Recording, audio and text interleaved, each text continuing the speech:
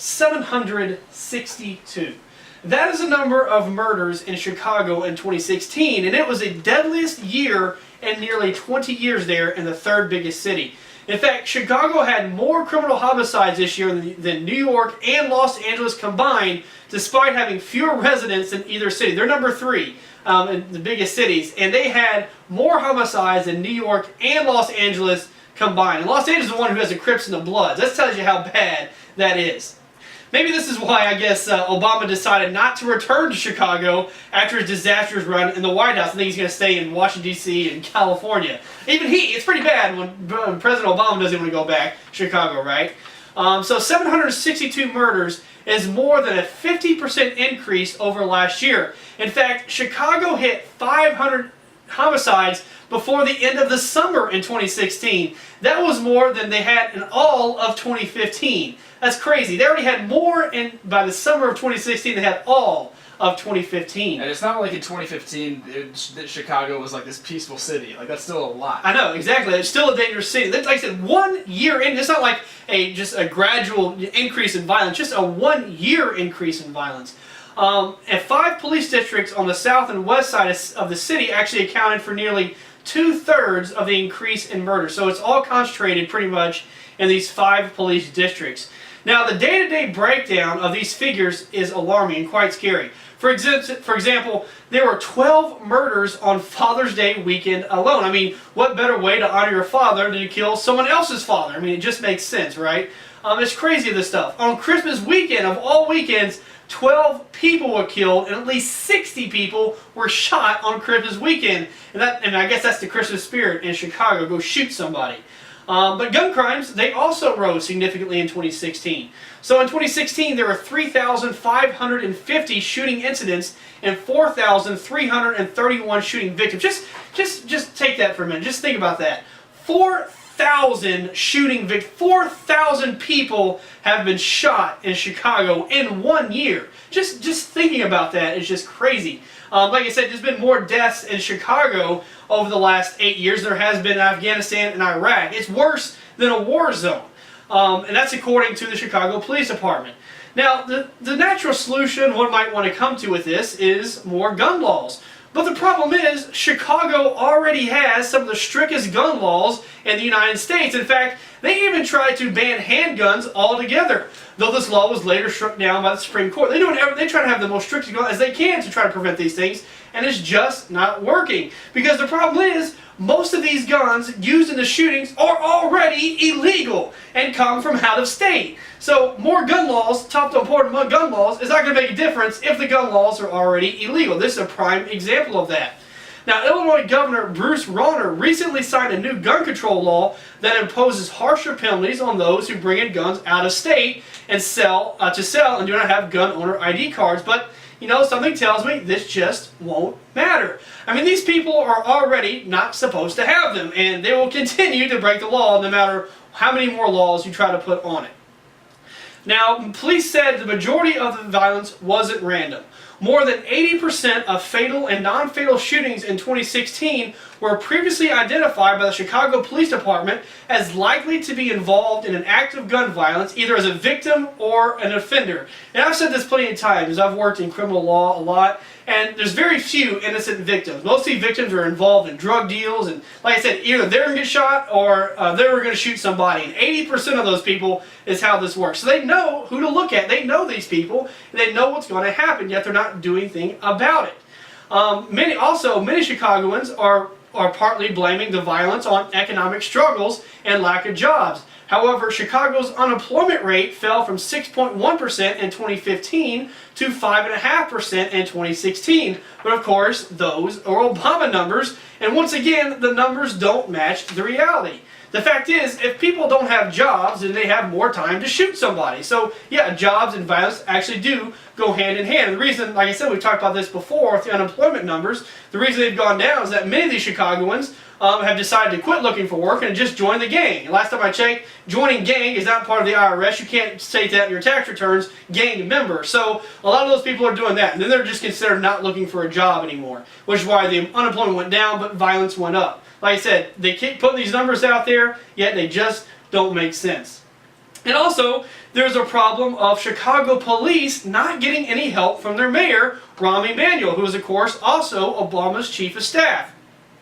And they fear they will be the next national headline. Add this to the fact that attacks on officers, according to the Chicago Police Department, nearly doubled in 2016. So what this has caused is police officers who simply refuse to go and enforce the law in some parts of the city, especially those parts I just said where 2/3 of the crimes are happening. And who can blame them? I mean, why would I risk my life for a city that does not appreciate me and will not support me if I do have to take action? I mean, this not only puts my life in danger, but my family's as well. It's just not worth it. So I completely understand why these police officers are doing that. In other words, what has happened here is that part of the city has delved into a complete anarchy, and it's pretty much the new Wild Wild West. I mean, it's every man for himself there. I mean, that's the exact definition of anarchy when there's no laws. And if there's no police there to enforce the laws, then there is no law. Now, Chicago has announced that it will hire 970 more police officers in the next 2 years. But the problem is, if you don't give support to these officers, it doesn't matter how many you have. You can put 1 million in there, but if they feel they're not getting supported, then they're not going to do it. It's going to be the same exact problem. The fact is, you have to support your police officers, and the city of Chicago is not doing that. Now, President-elect Donald Trump said in a Twitter message on Monday that Chicago's mayor must ask for U.S. government help if the city fails to reduce its homicide. He tweeted, "Chicago murder rate is record-setting 4,331 shooting victims with 762 murders in 2016. If mayor can't do it, he must ask for federal help." Now, the city responded that Trump and Chicago Mayor Rahm Emanuel had previously spoken and agreed to ways the federal government could help. Now, it makes me wonder, how come the federal government hasn't done anything already, since Rahm Emanuel and Obama are close to each other? How come the federal government hasn't done anything yet? A spokesman for Emanuel welcomed the prospect of working with Trump once the Republican takes office on January 20th, but noted Trump and Emanuel had already spoken on the issue as the two met in New York in December. Emanuel's spokesman Alan Collins said in a statement, quote, "As the president-elect knows from his conversation with the mayor, we agree the federal government has a strong role to play in public safety. And I think this is the only option left to make Chicago safe." I mean, it's obvious that the federal government will have to step in because the city and state can't handle it. If they would have, they could have handled it already. That has not been the case. Now, speaking about that, I think I have a few suggestions to achieve this goal, or how the federal government can step in to improve the problem in Chicago. So first is enforcement of federal gun crimes. So one federal gun crime that can be enforced more heavily is a felon in possession of a firearm. Now, I don't know how many shootings were done by previous felons in these numbers, but it's probably pretty high. We see that all around the nation. So usually when somebody shoots somebody before, they tend to do it again. So the average penalty for a felon in possession of a firearm is 75 months. This is from numbers from the federal government. The average penalty is 75 months, with a quarter of offenders being sentenced to 96 months or more. Now that is a pretty big deterrent. Also, statistics show that a big portion of these shootings and killings are done in a few areas run by gangs. Now, luckily, there are a few ways the federal government can crack down on these gangs. There's been a lot of legislation done on this. Now, one is through enforcement of drug trafficking through the DEA. As has been reported ad nauseum in the news, federal drug crimes carry hefty minimum sentences. Now, with the amount of drugs and illegal guns these gangs are running, many of them can be put behind bars for life. Now, that is why we have these hefty minimum sentences to begin with, is to get these gangbangers off the streets. That's why this is created. Now, the U.S. Attorney's Office can also go after these gangs using the RICO Act, which is known as the Racketeer, Influence, and Corrupt Organizations Act. Now, RICO is a United States federal law that provides for extended criminal penalties and civil causes of action for acts performed as part of an ongoing criminal organization. Now, the act focuses on racketeering, and it allows the leaders of a syndicate to be tried for the crimes which they ordered others to do or assisted them in doing, which closed a loophole, or a perceived loophole, that allowed a person who instructed someone else to do, for example, murder, to be exempt from the trial because he didn't actually commit the crime crime personally. Now, you can be charged if you tell somebody to commit a murder. You can also be charged for the murder.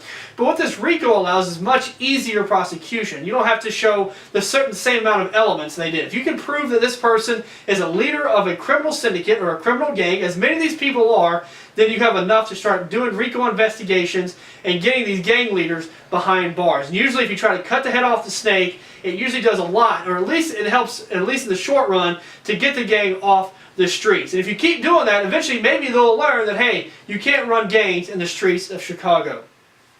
So we can go after these gangs from multiple angles, piling the charges on them so they never see the light of day. We see how dangerous these people are. And it's time for this kind of approach.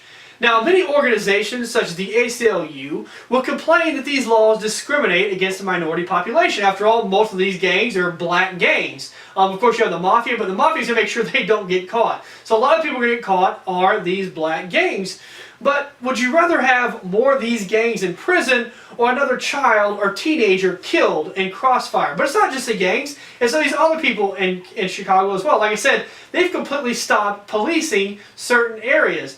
And so we have places like this video we had just the other day come up on Facebook Live that showed the horrible beating where 4 people beat and tortured an 18-year-old special needs victim. That is what it's come down to in Chicago. That's how preposterous it has become. Law and order must be restored in Chicago if we want any kind of hope of seeing it resurge again. And I think Donald Trump has the right idea, saying we can give federal help to you, at least federal enforcement of some of these federal crimes, to bring Chicago back to a safe place, or at least something where people can live. They don't have to worry about dodging bullets every day.